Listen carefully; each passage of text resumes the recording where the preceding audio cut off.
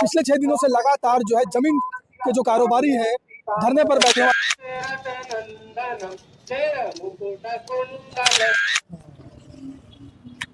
आज हमारे शांतिपूर्ण धरना प्रदर्शन का 6वां दिन है, लेकिन हमारी छत्तीसगढ़ सरकार के कान में जू तक नहीं रेंग रहा है।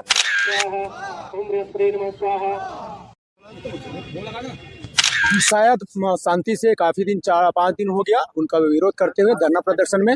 आज हमको लगता है हवन पूजन के माध्यम से सरकार को सद्बुद्धि मिल जाएगा।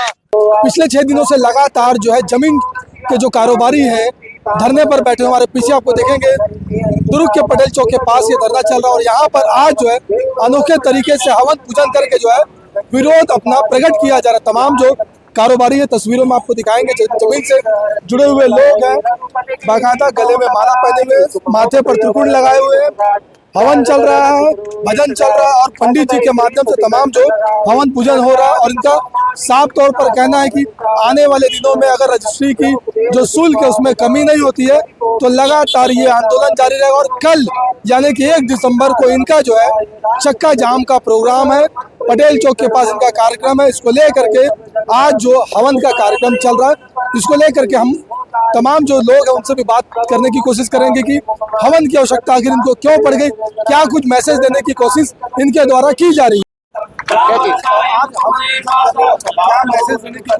ये ओपी चौधरी के लिए है कि जो रेट गाइडलाइंस बनाए उसके गाइडलाइंस वापस ले, इसलिए आज उसका हवन किया जा रहा है। जब तक हमारा मांगे पूरी नहीं होती तब तक ये जारी रहेगा।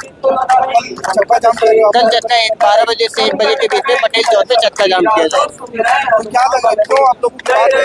हमारी बातें इसलिए सुन ली तो वृद्धि लाइन गाइडलाइंस रहती है। अभी आम जनता बहुत परेशान है, हमारी लड़ाई नहीं आम जनता की लड़ाई है। तो बिल्कुल भैया लगातार आप लोग बैठे, आप लोग की बात क्यों नहीं सुन रहे हैं?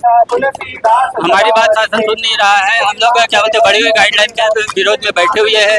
शासन ने जो ये लगाया हुआ है इसके विरोध में बड़ी हुई गाइडलाइन बहुत ही ज्यादा अन्यायपूर्ण है और हम इसके खिलाफ आवाज उठाते हैं। इससे नुकसान किस किस को है?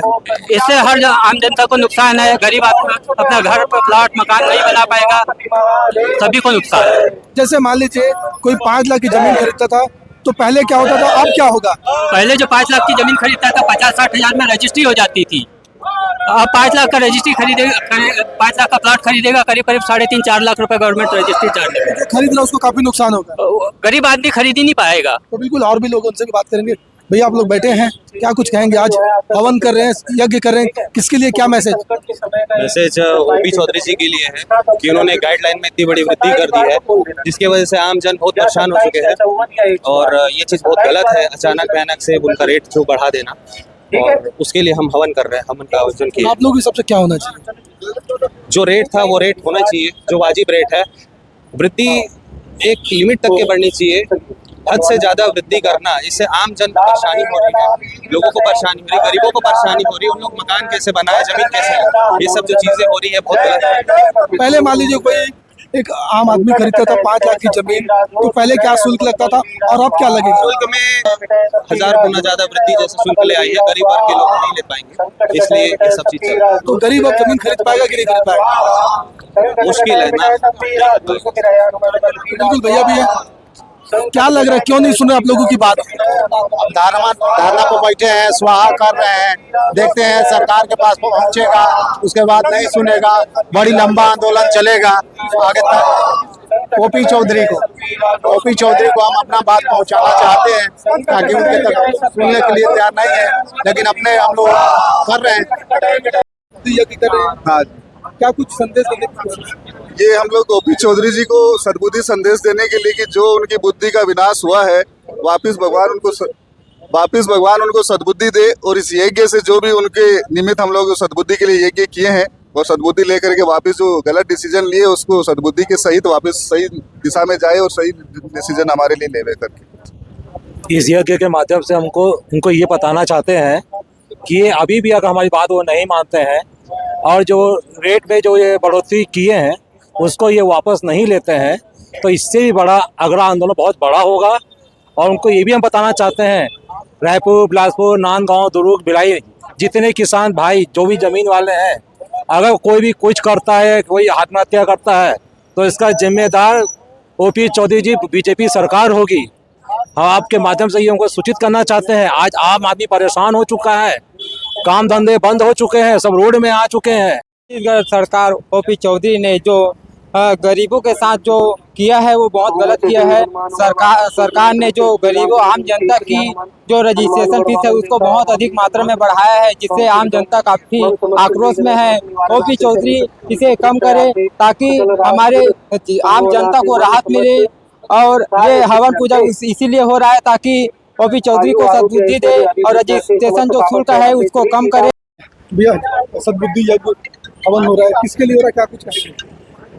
देखिए भैया, आज हमारे शांतिपूर्ण धरना प्रदर्शन का 6वां दिन है, लेकिन हमारी छत्तीसगढ़ सरकार के कान में जू तक नहीं रेंग रहा है।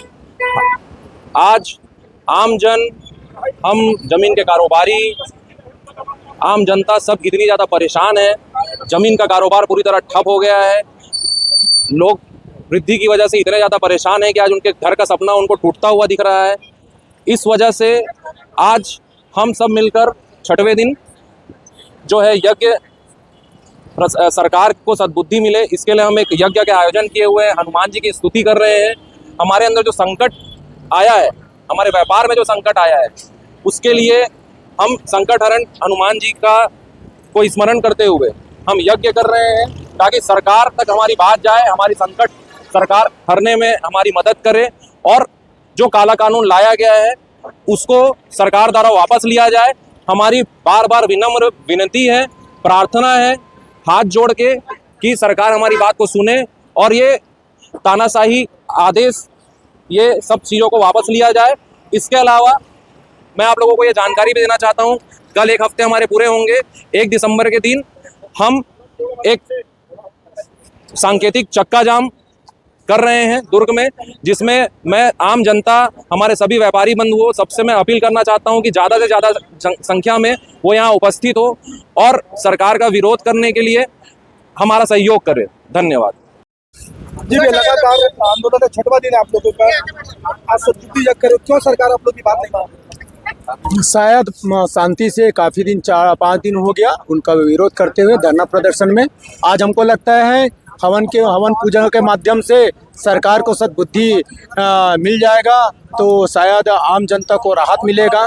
हमारा ये प्रयास है, हो सकता है शाम तक ये निर्णय अगर पक्ष में आता है, आम जनता के पक्ष में आता है, तो कल का हमारा जो निर्णय है 1 तारीख को 1 बजे चक्का जाम का हमने जो समय निर्धारित कर दिया है। 1 बजे आम जनता, किसान, मजदूर, सारे लोग, व्यापारी लोग हैं, बहुत कमर कस लिए हैं।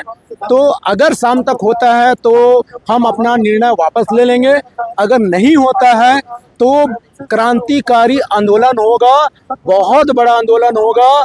हमने सरकार को बोले या तो जीने दो या तो मरने दो, लेकिन सरकार कोई सुनने को तैयार है। हम इसके बाद, कल के बाद अगर सरकार हमारी बात को नहीं इग्नोर करता है तो हम सीएम हाउस घेराव करेंगे, जिसमें हजारों की गाड़ियां रायपुर में पहुंचेंगे। पूरे प्रदेश के पूरे एकता हो चुके हैं, हर जिले के लोग संगठन में जुटते जा रहे हैं।